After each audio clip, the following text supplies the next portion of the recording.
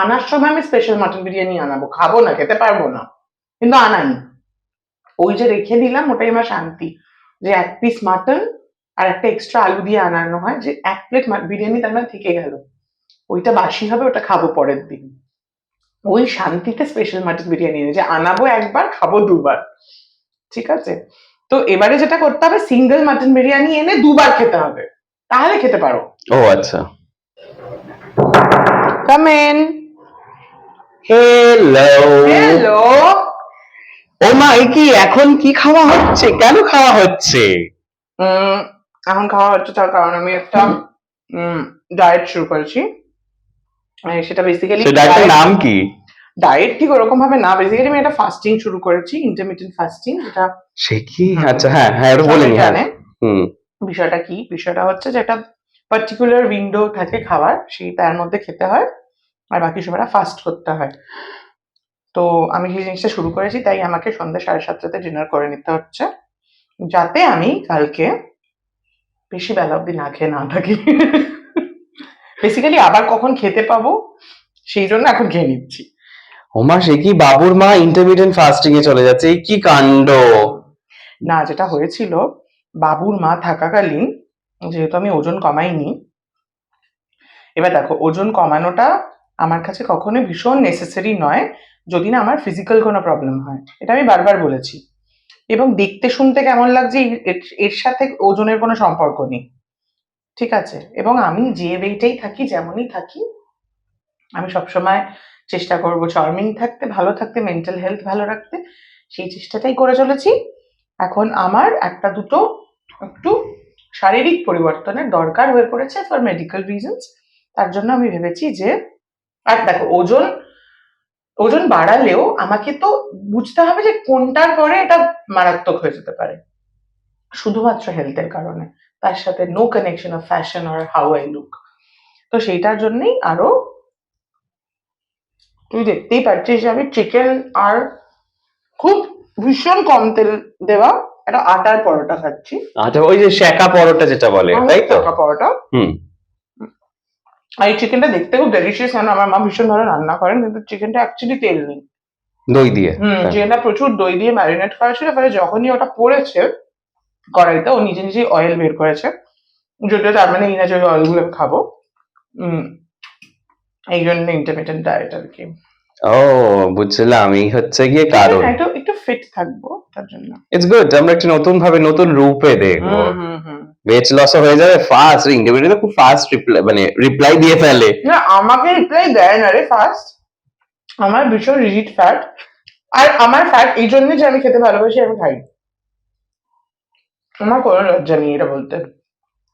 আর আমার ওয়েট নিয়েও কোনো লজ্জা নেই, আর I know that I look nice, যে যাই বলে আমাকে শেষ না। কিন্তু বিষয়টা হচ্ছে যে, ঠিক আছে, এটা একটা ডিসিপ্লিন, জানিস তো, আর একটা ডিসিপ্লিন জীবনে দরকারও আছে, মানে এই যে যখন খুশি খাবোটা হয়ে গেলেই যেটা হয়, খেতে খেতে আরো রাত হয়ে যায়, মানে এই গল্প করেই যাচ্ছি, বাড়ি ফিরলাম হ্যাঁ, তাও খাচ্ছি না। হ্যাঁ, তো খাবোই তো, ওই 10টায় যেটা খেয়ে নেওয়া যায় সেটা হয়তো করতে 12টা করছি, এবার অকারণে হয়তো একটা গ্যাস্ট্রাইটিসের প্রবলেম শুরু হলো, ওই রিস্কে গিয়ে লাভ নেই। ইন্টারমিডিয়েট ফাস্টিং মানে আমি জানি আমার 8 ঘন্টার একটা উইন্ডো আছে, তার মধ্যে আমাকে খাওয়া শেষ করতে হবে। তো খাও, কিচ্ছু খেতে আটকাচ্ছে না কেউ। খাওয়াবেন জিও লাইফ ঝিঙ্গালালা। হ্যাঁ, একদমই তাই। এবার যদি একটু বেশি চিজ মিজ খাও খেতেই পারো, কিন্তু তাহলে চিজ ইজ গুড ফ্যাট, যদি না প্রসেসড হয়। কারণ যদি খাও তাহলে একটু এক্সারসাইজটাও সঙ্গে করো, তাহলে খুব ভালো হয়। আর যদি এক্সারসাইজটা এই মুহূর্তে খুব বেশি করা না যায়, একটু হাঁটাহাঁটি করো, হালকা ফিট থাকো, শরীরের জয়েন্ট ফয়েন্ট গুলোতে ব্যথা না হোক, কোনোভাবে তোমার ওয়েট তোমার বডিকে কষ্ট না দিক, যে তাতে কোনো কাজে যাতে ব্যথা না লাগে, মানে হাঁটুতে, পায়ে। যে কোনো কাজে যাতে কোনো ব্যথা না লাগে, তার জন্য ফিট থাকো, দ্যাটস ইট। অসভ্য একটা। আরেকটা হচ্ছে, আচ্ছা, বাবুর মার চেয়ে আমি একটু অরিজিতাতে চলে আসি। অরিজিতা এমনিতে কি খেতে বেশি ভালোবাসে? ভাত। বোঝাই যাচ্ছে আর কি ব্যাপারটা। কয়েকটা খাবার আছে যেগুলো জাস্ট কোনো তুলনা নেই। বাড়ির খাবার হলে আমার মায়ের হাতের যে কোনো মাছের রেসিপি, মানে সেটা কচু আলু বড়ি দিয়ে মাছের ঝোল হোক, সেটা রুই মাছের পোস্ত হোক, হোয়াট এভার, সেটা কাতলা কালিয়া হোক, এভরিথিং। আমার মা ভীষণ ভালো রান্না করেন, মাছটা স্পেশালি, বিভিন্ন ভ্যারাইটি অফ মাছ, ছোট মাছের চচ্চড়ি, যাই খাবো ভাত দিয়ে খাবো, সুন্দর করে গুছিয়ে মেখে জুত করে। আর যখন আমি খুব কনফিউজ থাকি, ধর মাথায় কোনো খাবার আসছে না, মানে এমনি ধর এক একদিন বসে আছি, খাবার বাড়ি থেকে খাবার আসেনি কোনো কারণে, আর আমাকে খাবার অর্ডার করতে হবে। এমনিতে আমি খুবই এক্সপেরিমেন্টাল, আমি বিভিন্ন রকম খাবার নিজে খাই, অন্য লোকদের খাওয়াই। রিসেন্টলি টিজির একটা ভিডিও ভাইরাল হয়ে গেছে যে টিজিকে আমি বাগাড়ার থেকে একটা বিরিয়ানি এনে খাইয়েছিলাম, সেই বিরিয়ানি ভাইরাল হয়ে গেছে হঠাৎ করে। আমি বললাম যে ভাবা, ওরাও জানে না যে আমরা এত সেটাকে নিয়ে কথা বলেছি।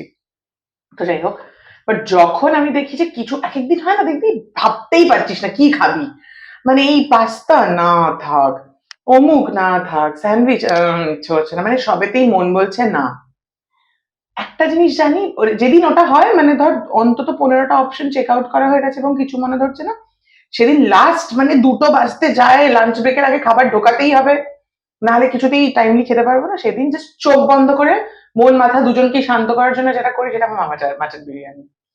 মানে আমি জানি যে ওকে সবাই অ্যাপ্রুভ করে দেবে, আমার মন আমার মাথা সবাই অ্যাপ্রুভ করে দেবে। যেদিন আমার মাথা অন্য কিছু খেতে চাইছে না, সেদিন আমার মাথা মাটন বিরিয়ানি খেতে চাইছে। I love mutton biryani with আলু। আর সালানা হলে তো নো, মানে কোনো কথাই হবে না, বিকজ আই লাভ দ্যাট সরু সরু চাল, ঝরঝরে ভাত, মশালা ইজ প্রপারলি দেয়ার, আর মাংসের গায়ে কোনো মশলা লেগে নেই, কিন্তু মাংস হাতও দিতে হবে না, ঝাড়ালি নেমে যাবে। আর আলুটা তো মানে ওটাকে মাখনের অপর ফর্ম বলতে হয়। আমি কি করেছে কি করে ইন্টারমিডিয়েট করবে, যেটা হচ্ছে বড় প্রশ্ন।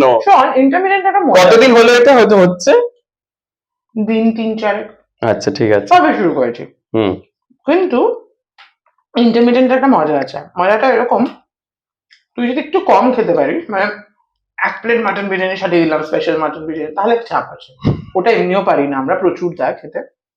কিন্তু ধর তুই যদি এরকম ডিসিশন নিতে পারিস যে তুই মানে একটা হাতা বিরিয়ানি নিলি, একটু আলু কেটে নিলি, একটা মাটন খেলি, তাহলে অ্যাকচুয়ালি ইন্টারমিডিয়েন্ট ফাস্টিং এ তুই একটু মাটন বিরিয়ানি খেতে পারিস। অল্প খাবি, কোনো খাবার আমাদের কি হয়, ভাল লাগছে খাচ্ছি খাচ্ছি, এরকম হয়েছে জানিস অনেকদিন, যে ঢাকনা বন্ধ করে রেখে দিয়েছি। মাটন বিরিয়ানি এনেছি, স্পেশাল মাটন বিরিয়ানি, আনার সময় আমি স্পেশাল মাটন বিরিয়ানি আনাবো, খাবো না, খেতে পারবো না, কিন্তু আনাই। ওই যে রেখে দিলাম, ওটাই আমার শান্তি, যে 1 পিস মাটন আর একটা এক্সট্রা আলু দিয়ে আনানো হয়, যে 1 প্লেট বিরিয়ানি তার মানে থেকে গেল, ওইটা বাসি হবে, ওটা খাবো পরের দিন। ওই শান্তিতে স্পেশাল মাটন বিরিয়ানি এনে যে আনাবো একবার, খাবো দুবার, ঠিক আছে? তো এবারে যেটা করতে হবে, সিঙ্গেল মাটন বিরিয়ানি এনে 2বার খেতে হবে, তাহলে খেতে পারো। ও আচ্ছা, মানে যাই খাও লিমিটের মধ্যে খাও, তাহলে ইউ ক্যান হ্যাভ ফুড, কেন পারবো না? হ্যাঁ মানে, আর ঘুম থেকে উঠে কি খাওয়া হয় জেনারেলি, কি খেতে ইচ্ছে জাগে, খুব ক্রেভিংস হয়? আমার না জানিস তো, কোনো কালই I never enjoy breakfast that much. ও আচ্ছা, মানে সকালবেলাটা আমার কিছু খেতে ইচ্ছেই করে না। ইন্টারমিডিয়েন্ট ফাস্টিং এর জন্য কি হয়েছে, আমার সকালটা মানে সকালে ফার্স্ট খাবারটা শুরু হচ্ছে 11টা থেকে, that is a fine time for me. তখন আমি একটু এগ হোয়াইট খেলাম, একটু টোস্ট খেলাম, আমি খেতে পারি। কোনো কোনো দিন আমি ব্রাঞ্চ করে নিই, ঝামেলা মিটে গেল, গুছিয়ে 11:30টার মধ্যে খেয়ে না, আবার লাঞ্চে কিছু খেলাম না, সন্ধ্যাবেলা আমি ডিনার করে নিলাম, মাঝখানে একটু ফল খেলাম বা একটু ড্রাই ফ্রুটস খেলাম, দ্যাটস ইট। একটু চা খেলাম, চাটা তো সারাদিন চলে, let's not talk about that. And যেটা ছাড়া মানে একদম ভাবতেই পারে না, লাইক তেলে ভাজা আর সামথিং, সেটা কি চলে? আই এম নট আ তেলে ভাজা ফ্যান। ওকে, মানে কোনো ফ্রাইজ এর দিকে একদমই না মানে হলে ভালো, মানে কেউ দিল, কারোর বাড়ি গেলাম, আমি কি না বল না, আমি একদম খাই না, ওটা না। বাট এরকম না যে আমার হাতে টাকা আছে আর আমার হাতে আমি কোনো ডায়েটে নেই, আমি তেলে ভাজা কিনে খাচ্ছি, আই এম নট দ্যাট। এক তো আমি সারা জীবনে না সন্ধেবেলা খুব একটা কোনো খাবার খাই না, মানে আমি বেসিক্যালি 2টো মিল খাই, দুপুরে আর রাতে। মাঝখানে আমি অ্যাকচুয়ালি কিছু খাই না, মানে আচ্ছা। Other than only one thing যেটা ছাড়া চলে না, I am coming to that, phuchka. এই এটাতে ইটস লাইক আমার তো একদম চলে না, আমি মানে 10 টাকা বা শেষ, 20 টাকা আমি হলেও শেষ। একটু আমার লাগেই। আমি বিদেশ গিয়ে 6টা মাস ছিলাম একটা কাজের জন্য, আমি পাগল হয়ে গেছিলাম ফুচকা খুঁজতে খুঁজতে। আমি ভাবছি এই পৃথিবীতে এ পোড়া দেশে কি ফুচকা নেই।